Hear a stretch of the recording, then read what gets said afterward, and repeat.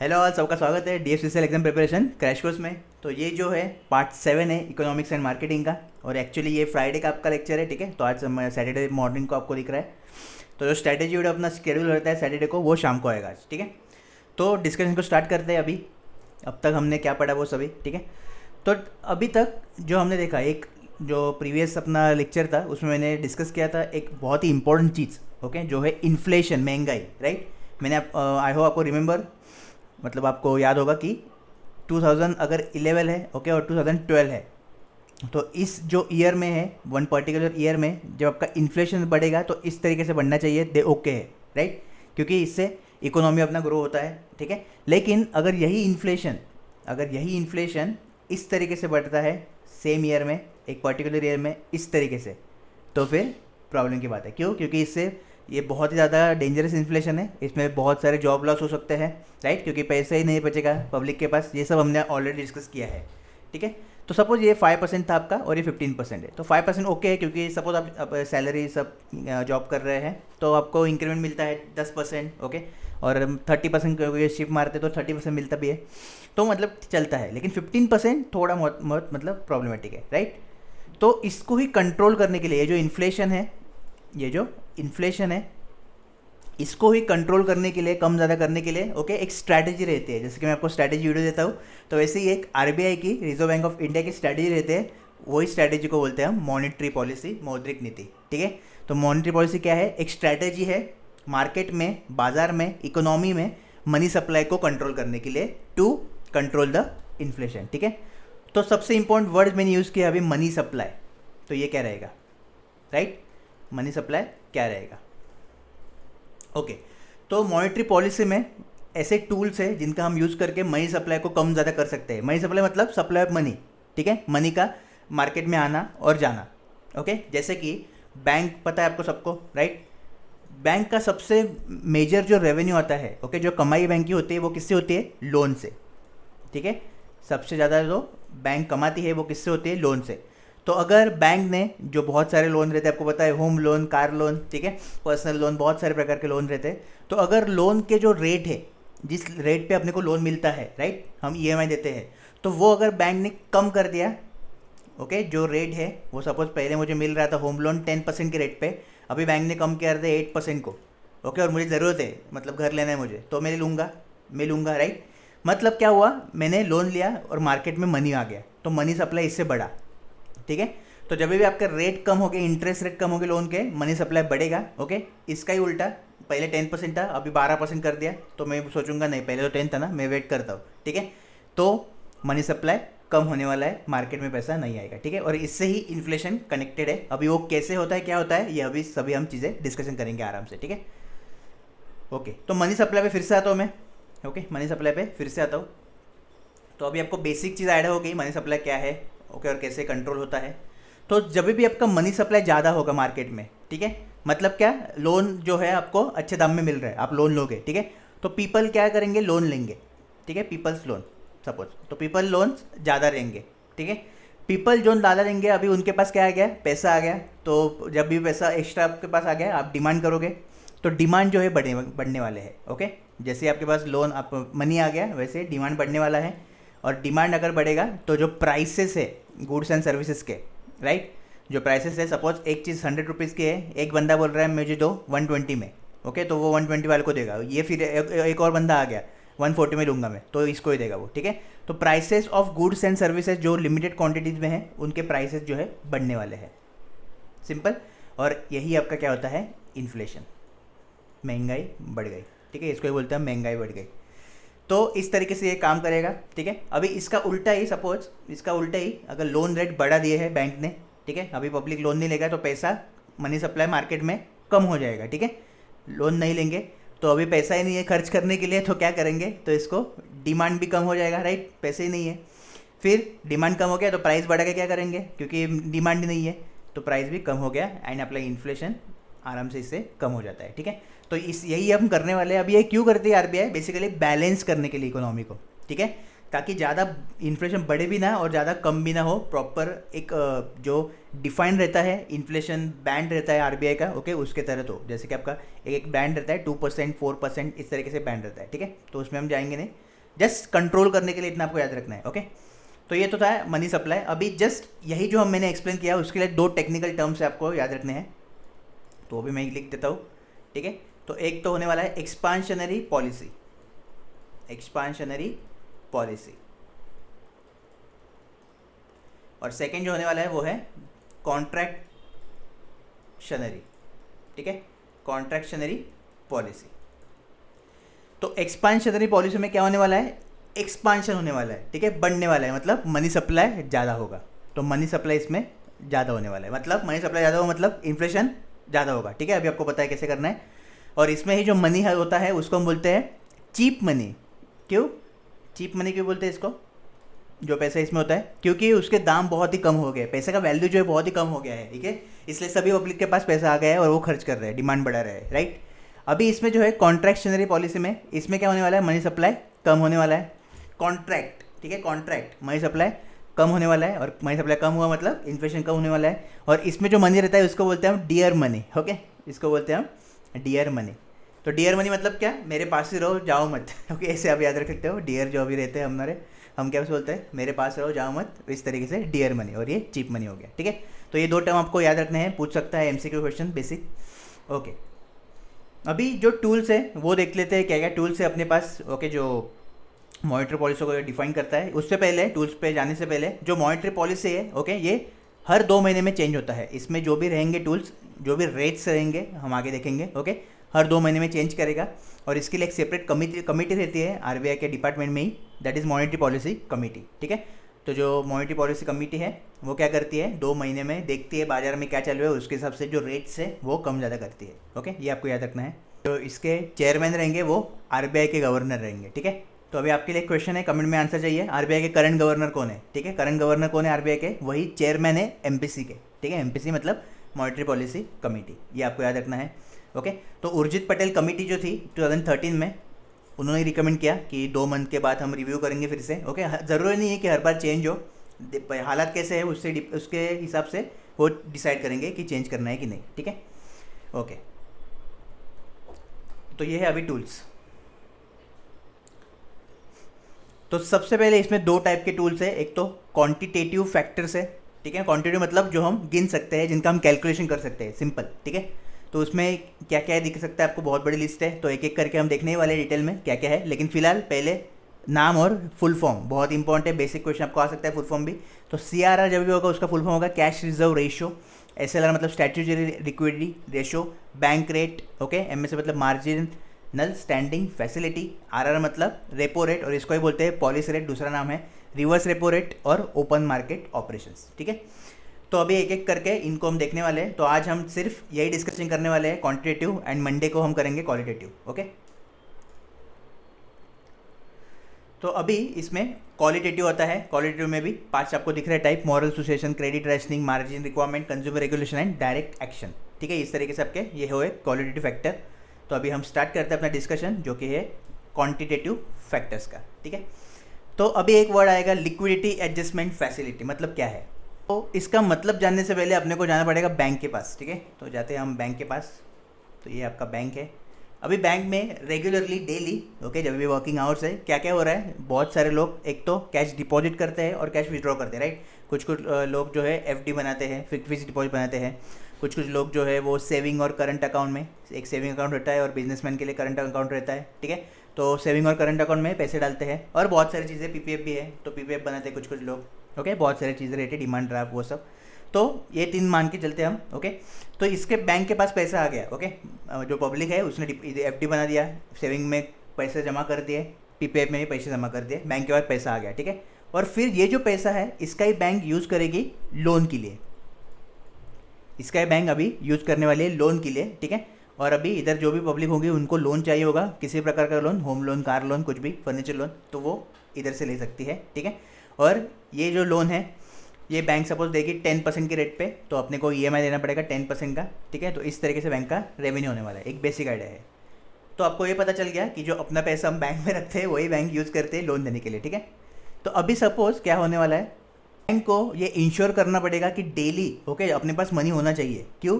क्योंकि इधर पब्लिक आ रहा है लोन लेने के लिए, ओके। इधर पब्लिक डिपॉजिट भी कर रहा है, विड्रॉ भी करने को आ सकते हैं, राइट। मैंने आज डाले 500 रुपये और मुझे कल 1000 रुपये चाहिए, तो मैंने ये कर सकता हूँ, निकाल सकता हूँ ना, विड्रॉ भी कर सकते हैं हम, पैसा निकाल भी सकते हैं। तो बैंक को बहुत ही इंपॉर्टेंट है इंश्योर करना कि मनी की अवेलेबिलिटी होनी चाहिए उनके पास, ओके। इधर मतलब शॉर्टेज नहीं हो चाहिए, ऐसा नहीं हो चाहिए कि सभी जो अभी एक दिन ऐसा भी हो सकता है कि सभी सिर्फ डिपॉजिट विड्रॉ कर रहे हैं, प्रोबेबिलिटी है, राइट, प्रोबेबिलिटी है, कुछ भी हो सकता है। एक दिन ऐसा हो सकता है सभी को सिर्फ लोन चाहिए, तो इस केस में बैंक के पास मनी रखना चाहिए, ओके। तो अभी आप दिमाग में सिर्फ इतना ही अभी तक ये करोगे, रिटेन करोगे कि इतना इन्फॉर्मेशन, ओके। हम डाल रहे हैं पैसा, बैंक लोन दे रही है, ठीक है। इसमें आगे भी है, लेकिन अभी तक फिलहाल इतना ही। तो अभी बैंक क्या करेगी, बैंक जाएगी आरबीआई के पास, okay, Reserve Bank of India. तो रिजर्व बैंक ऑफ इंडिया के पास बैंक गई, ओके, और आरबीआई जो है बैंक को पैसे देने वाला है, ओके। एक रेट पे देगा, पर्टिकुलर रेट पे, ऑब्वियसली फ्री नहीं देने वाला, फ्री कुछ नहीं होता है इस दुनिया में।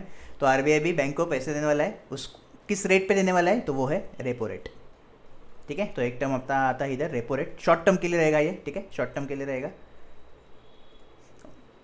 ठीक है। तो बैंक के पास इस तरीके से पैसा आ गया आरबीआई के थ्रू, ठीक है। अभी क्या होगा, एक दिन ऐसा भी हो सकता है कि बैंक के पास बहुत सारे लोग आए, उन्होंने सब डिपॉजिट कर रहे हैं, ठीक है, लोन वाले पब्लिक कम आई है, और 2-3 दिन का हॉलीडे भी आ रहा है, ओके, मतलब कल से ही हॉलीडे 2-3 दिन का। तो बैंक को पता है कि ये जो अभी बहुत पैसा आया ये तो पड़ा रहेगा, राइट। तो पड़ा रहने से अच्छा है हम क्या करते हैं, आरबीआई के पास रखते हैं, ठीक है। तो आरबीआई को बैंक देती है पैसा, और इसको अलग वे में ऐसे हो सकते हैं कि आरबीआई, ओके, बैंक से पैसा लेता है, रखता है, और किस रेट पे रखता है, तो वो होता है रिवर्स रेपो रेट, ठीक है।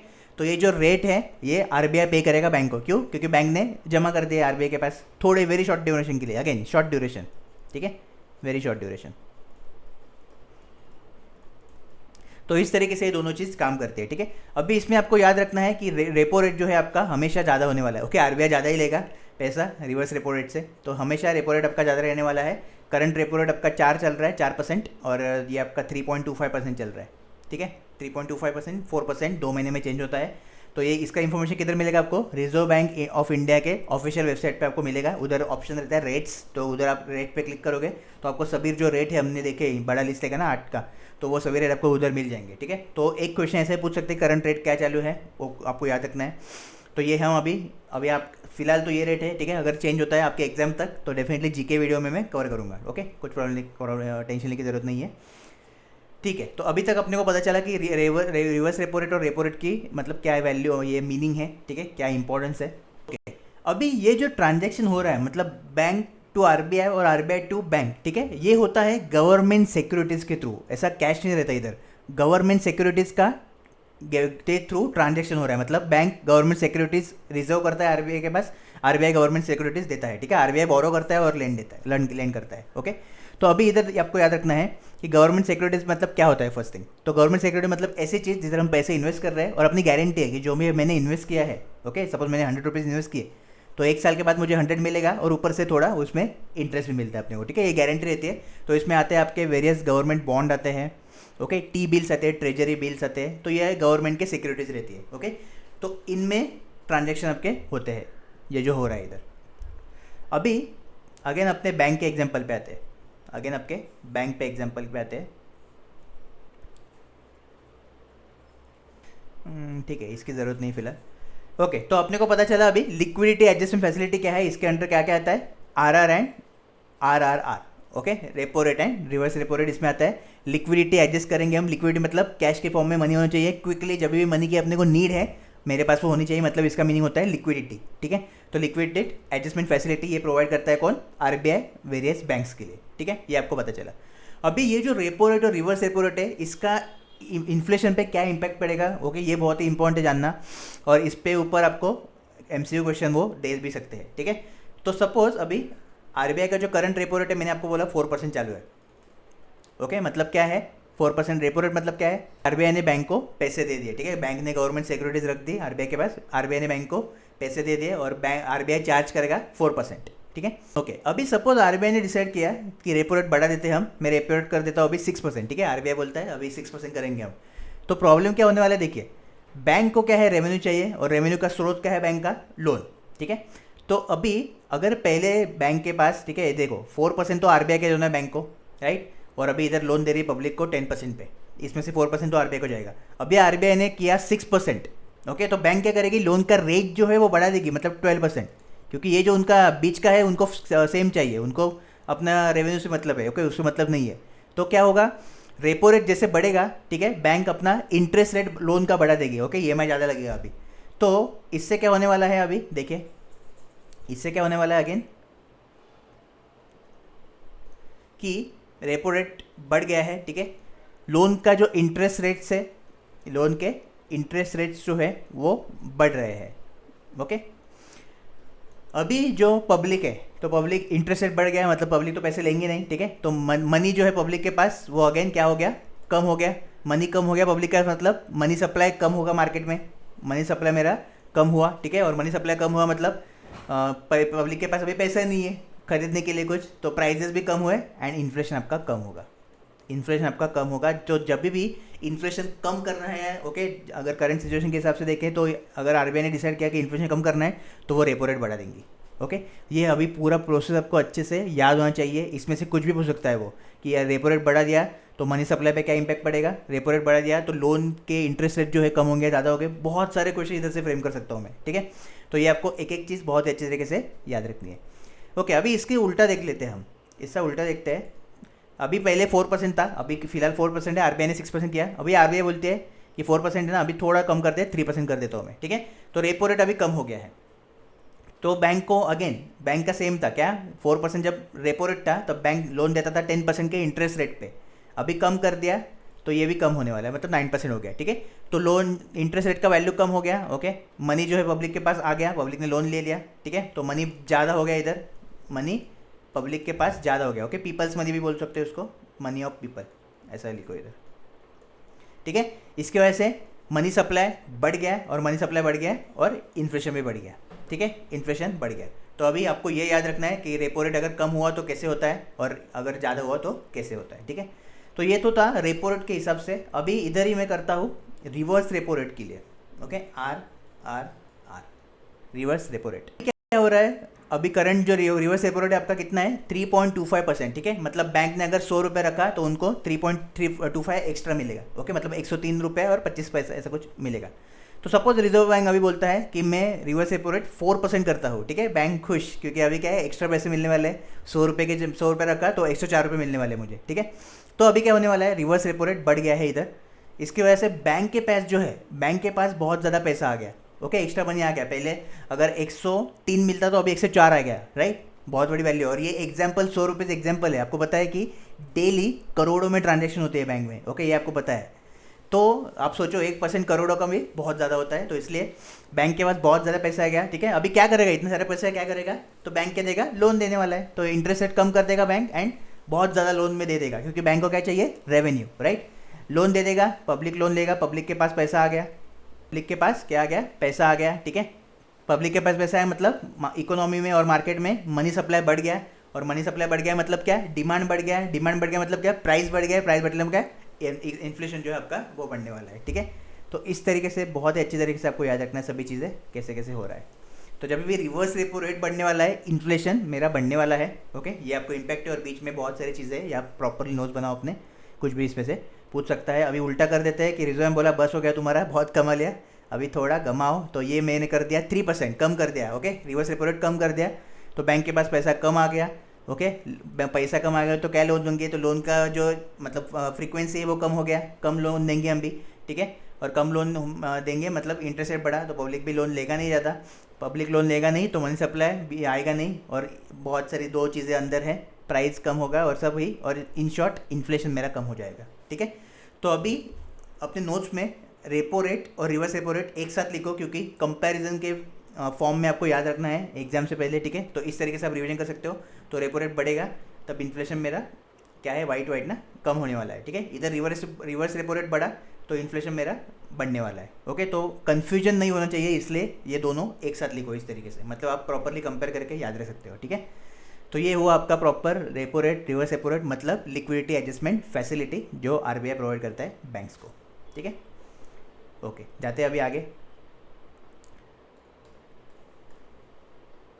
ओके, तो अभी फिर से आते हैं अपने एग्जाम्पल पे, बैंक के एग्जाम्पल पे, ठीक है। इसको अभी थोड़ा मॉडिफाई करेंगे। तो आपको पता है बैंक के पास एफडी के थ्रू पैसा आता था, सेविंग अकाउंट के थ्रू और करंट अकाउंट के थ्रू पैसा आता था, ओके, पीपीएफ के थ्रू पैसा आ रहा था। अभी इधर आपको याद रखना है, हमने क्या बोला था मैंने कि अभी ये जो पैसा आ गया बैंक के पास, ये बैंक लोन दे रहा है, ठीक है। तो ऐसा नहीं होता है, अभी इसमें मॉडिफिकेशन है। बहुत जो भी पैसा आ रहा है, ठीक है, जो भी पैसा आ रहा है उसमें से फर्स्ट तो बैंक को कैश के फॉर्म में, किसमें, कैश के फॉर्म में, ठीक है, नोट के फॉर्म में पैसा रखना पड़ता है। और उसको ही हम बोलते हैं कैश रिजर्व रेशियो, CRR। नाम में ही है, कैश को रिजर्व कर दिया, नाम में ही है, कैश को मैंने रिजर्व कर दिया मेरे पास, ठीक है। और ये करेंटली आपका है CRR 3%।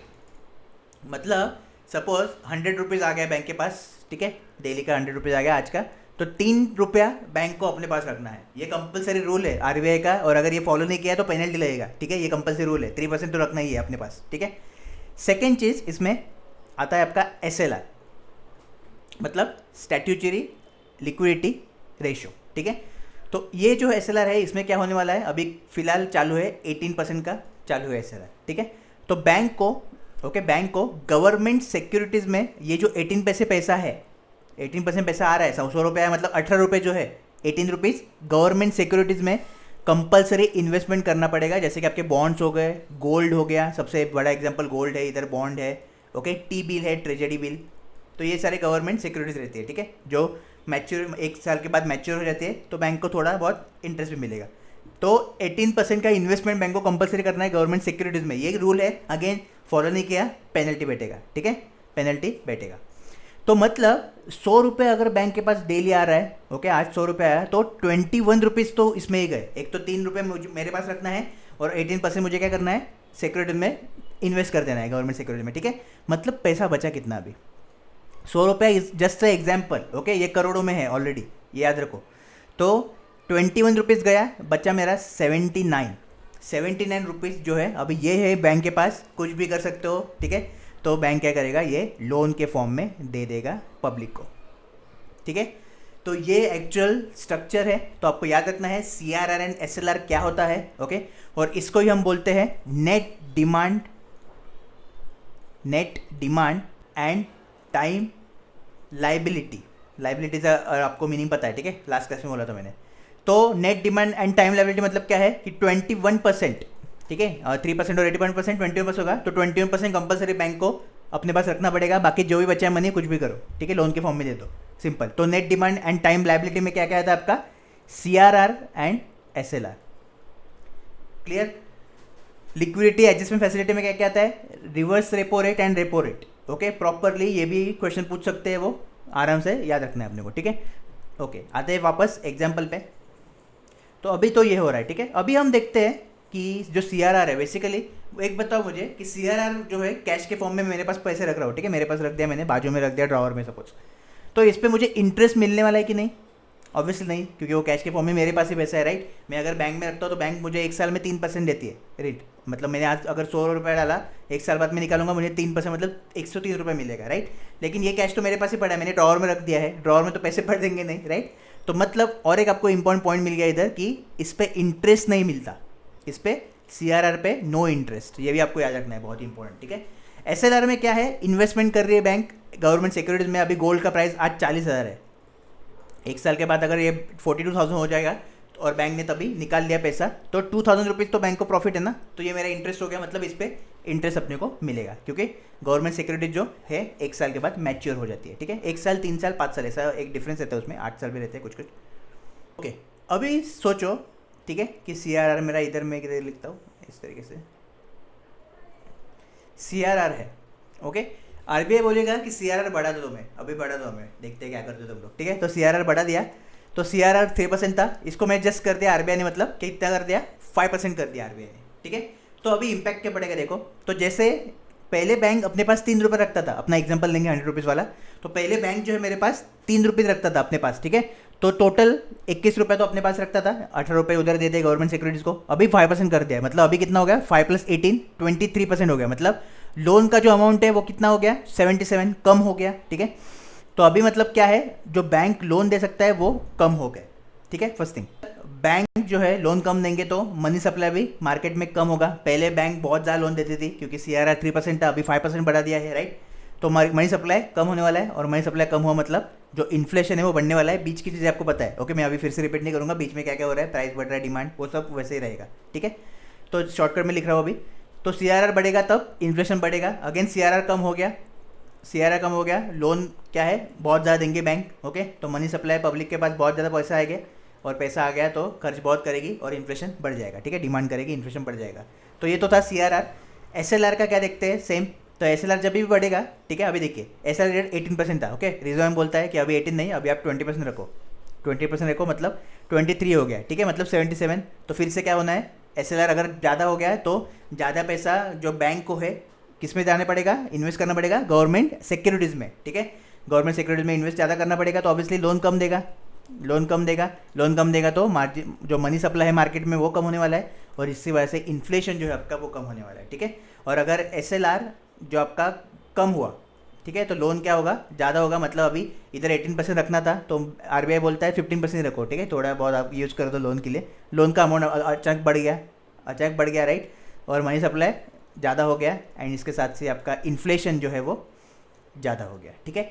तो दोनों को कंपेयर करके लिखना है, CRR बढ़ गया, इन्फ्लेशन बढ़ा है, SLR बढ़ गया, इन्फ्लेशन कम हुआ है, ठीक है।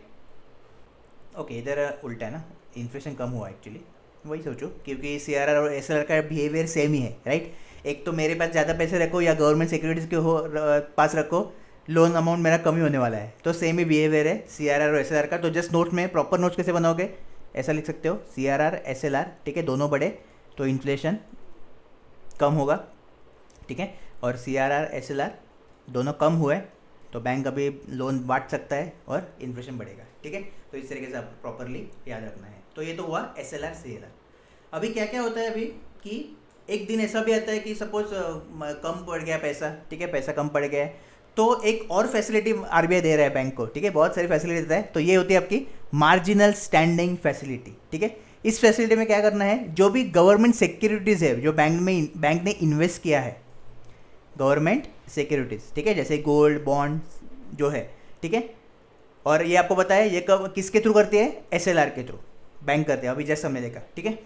तो इसके बेसिस पे बैंक जो है RBI से लोन भी ले सकती है, ये भी प्रोविजन है। तो मतलब गवर्नमेंट सिक्योरिटीज़ का थोड़ा बहुत देगी, ओके, कितना है ये, 2% ऑफ NDTL, इतना ही गवर्नमेंट सिक्योरिटीज़ RBI के पास रिजर्व करके लोन ले सकती है बैंक, ओके, 2% ऑफ NDTL। तो सपोज NDTL में 18% आपका SLR है, मतलब 2% उसको देना है, 16% खुद के पास ही रखना है, मतलब खुद के पास मतलब गवर्नमेंट सिक्योरिटीज़ में इन्वेस्टर रखना है, ठीक है। 2% का वो अब तक लोन ले सकते हैं, और ये आपका ओवरनाइट रहता है, कभी भी इमरजेंसी सिचुएशन आता है ना तब ये यूज़ कर सकते हैं, ठीक है, ओवरनाइट और 1 डे के लिए। तो ऐसे भी गवर्नमेंट सिक्योरिटीज़ के थ्रू लोन ले सकते हैं बैंक, ओके। इसको बोलते हैं marginal standing facility, full form आपको ऑलरेडी बता दिया है, MSF, ठीक है, MSF। एक याद रखना है, ये फीचर जो है, ओके, ये सिर्फ कमर्शियल बैंक को एप्लीकेबल है, बाकी के नहीं। बाकी हमने बैंक के टाइप देखे ना, तो उसमें सिर्फ कमर्शियल बैंक को एप्लीकेबल है MSF, ठीक है, ये आपको याद रखना है, ओके।